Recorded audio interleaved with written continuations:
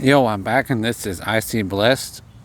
And basically, today I was gonna not make a video, but I had the time to go through some more stuff, and I'll be starting a new book that is basically to summarize the book. I mean, to what the book is mainly about is just basically entertainment and how how entertainment and the media is not a good thing, and how technology can sometimes be a bad thing in life.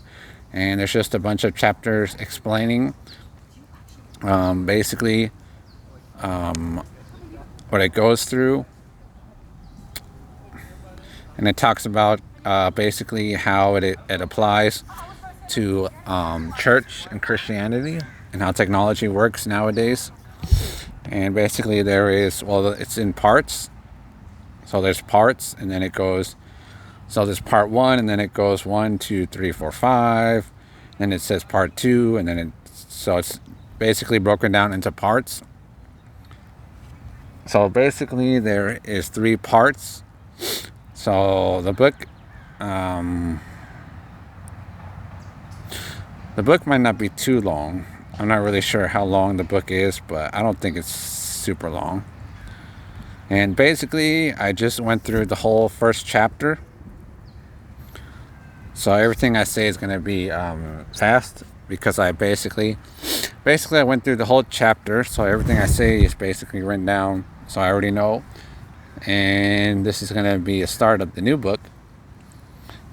So this is basically the intro chapter. Basically, this is what the book is going to be explaining most of the book.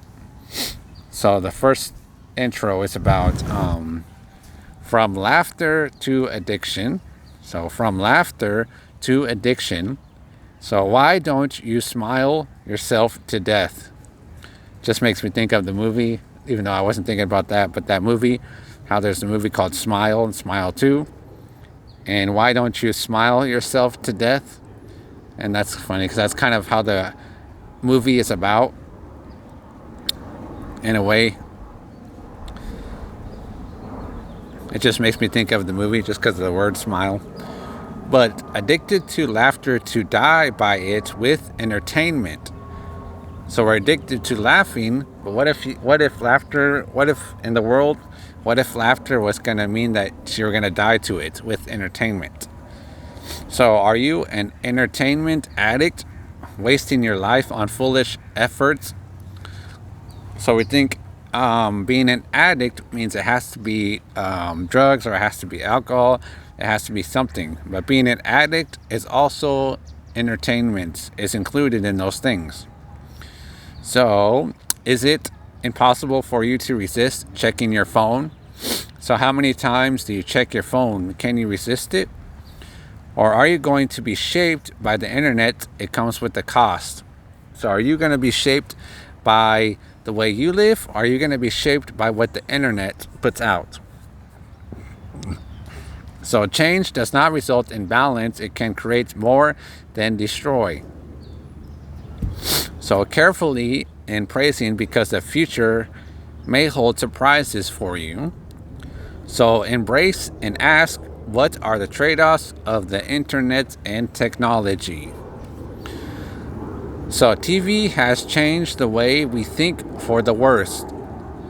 So nowadays back in the day, TV used to be different, but nowadays TV is mainly changing people for the worst, not for the best.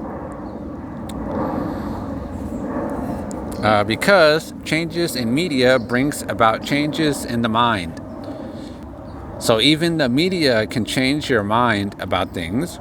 A TV mind lacks the attention necessary to engage in a long-form conversation.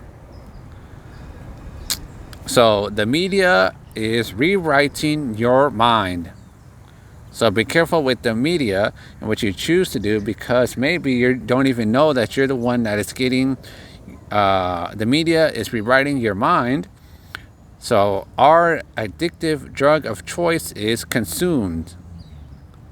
It is easy to think a phone is your pocket TV, but your phone is a syringe to a lifelong addiction.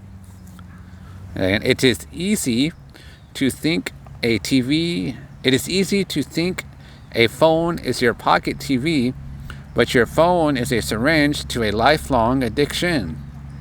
So we are in a world of abundance. Our brains were not designed to live in the matrix.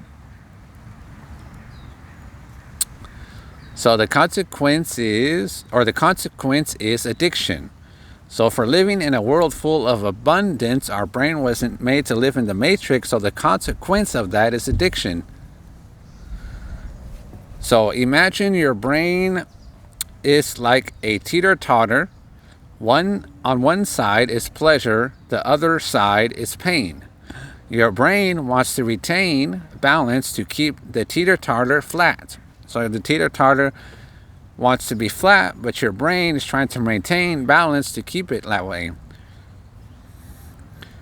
So the longer you spend with your pleasure, the harder pain is going to fall.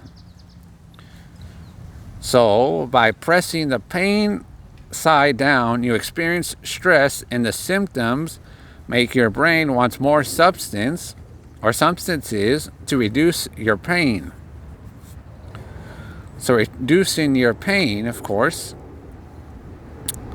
So it was hard to find substance that could press the pleasure side, so it was more commonly achieved. But in a world full of substances, we press the teeter-totter on the pleasure side. So the problem is that the more you repeat the behavior, the greater you accept it, becomes you. So the problem is that the more you repeat the behavior, the greater you accept it, and it becomes you. The media is designed to be addictive. So, for example, if you eat one cookie for the first time, it will take 4 cookies on the 10th time. So whatever is your drug of choice, you need more and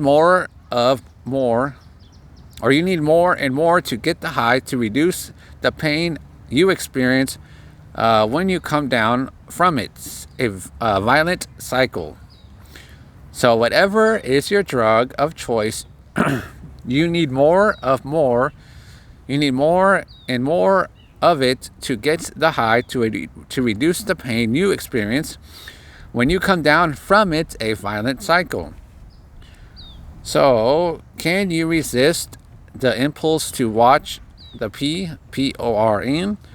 Like you're taking a digital hit, so the stress will go away in your brain, but what comes up must come down.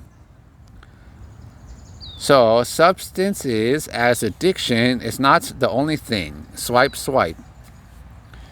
So every time you do it, it is like your brain is gambling. You can access media whatever you want, whenever you want, wherever you want, but what about AI? So advanced AI uses your information to create a digital model of you, to feed you content, to keep your attention, to be addicted. So taking your behavior like a digital dystopia in a society which people are fearful for their lives, in which everything is bad. So media is designed to keep your attention to death. The more available a drug is, the more addiction to that drug becomes. So the addiction trade-off that media offers us is not a possibility. The more addicted you become to bad behaviors, the less your brain rewards you for being in relationship with others. So our addiction to media is training you to love it, demanding more and more to get the next high. And last points here. So media is not shaping you to love Jesus, but it is shaping you into pleasure. So media is not shaping you to love Jesus, but it is shaping you into pleasure. So last point here. Jesus is not only announcing the gospel of the kingdom, but to establish that kingdom by his death and resurrection. So take confidence in the power of God's grace. So that's the first part. That's kind of like the intro of what the book is about, what the book is going to be about. So like I said, I wrote it all down because I spent an hour going through the chapter. So I just wrote down the main parts of the chapter, or the meat of the chapter. Kind of skipped some of it, just the main parts of the chapter. So be careful with, I just like how it mentions that our brain is like a teeter-totter, and one side is pain and one side is pleasure. And how do you find that balance in a world full of abundance? When there's so many things available in your life, which one is going to fall to the right? Which one is going to go to the left? Or how are you going to keep that balance? So how do you maintain that balance in a world full of abundance? Because your mind is like a teeter-totter. One side pain, one side pleasure. Which one do you give into more, or which one do you feed more in your life?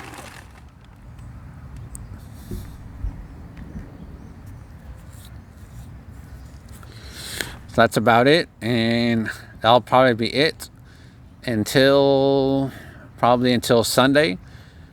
And then I'll post more on Sunday. But I just thought I'd do a quick video, do like an intro to this book, and get this up today. And God is good all the time. And I'm out.